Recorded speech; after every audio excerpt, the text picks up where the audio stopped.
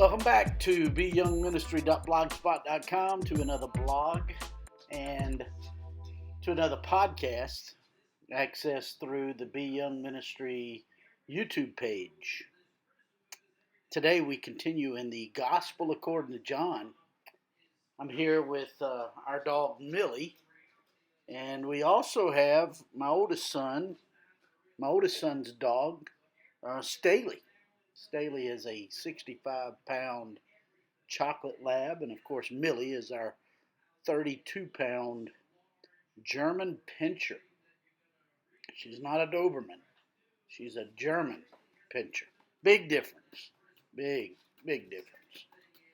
John chapter 6, verses 16 through 21 reads, "When evening came, his disciples went down to the lake, where they got into a boat and set off across the lake for Capernaum. By now it was dark, and Jesus had not yet joined them. A strong wind was blowing, and the waters grew rough. When they had rowed about 3 or 4 miles, they saw Jesus approaching the boat, walking on the water, and they were afraid. But he said to them, 'It is I, do not be afraid.' Then they were willing to take him into the boat, and immediately the boat reached the shore where they were headed." That's John chapter 6, verses 16 through 21. The Apostle John wrote his gospel some 30 years after the other three gospel writers had written theirs. Therefore, he did not see the need to repeat many of the details that the other gospel writers had given. This is one reason why his gospel is different from Matthew, Mark's, and Luke's gospels. In today's text, the disciples were on the northeastern shore of the Sea of Galilee. In order to row back to the town of Capernaum, they had to parallel the shore all the way back. They rowed across the northern tip of the lake and were not very far from the shore, for they expected the Lord Jesus to meet them somewhere along the shore. It was so late, around 3 a.m., and it was so dark, the rowing disciples could not see the shore. So to make matters worse, a strong wind was blowing. To this day, in that area, the wind blows suddenly out of the north, from the mountains, down the valley, and across the lake toward the south. As darkness settled in, the disciples were rowing across Capernaum, but the wind was driving them southward. Staley, stop.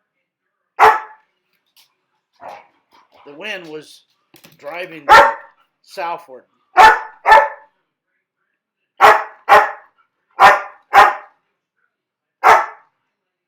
To this day, in that area, the wind blows suddenly out of the north, from the mountains, down the valley, and across the lake toward the south.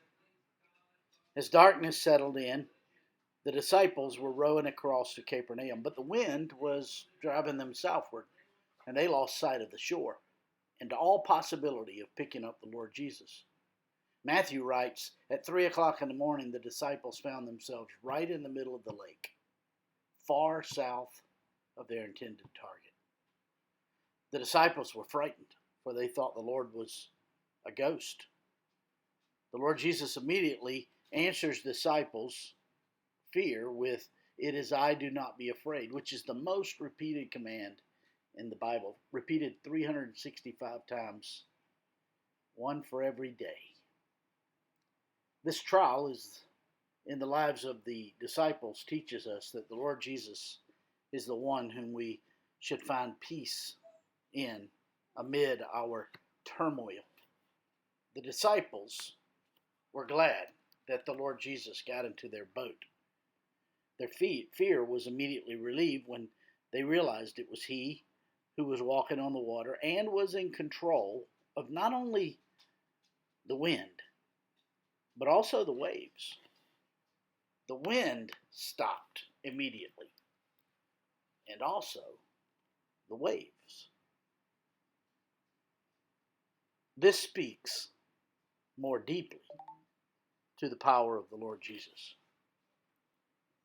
who deliberately caused or allowed this trial to take place in their lives in order to bring about this miracle.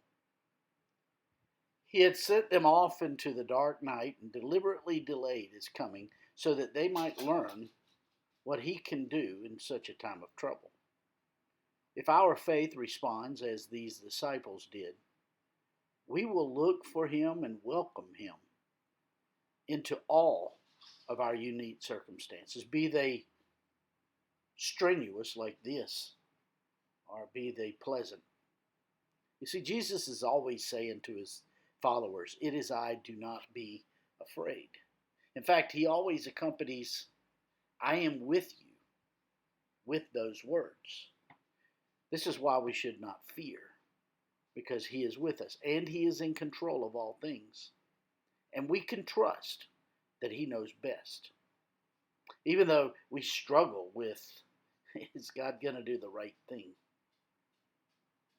When the storms come, as best as we can, we must place our eyes on the Lord Jesus and hold on to him, to this one who is the truth.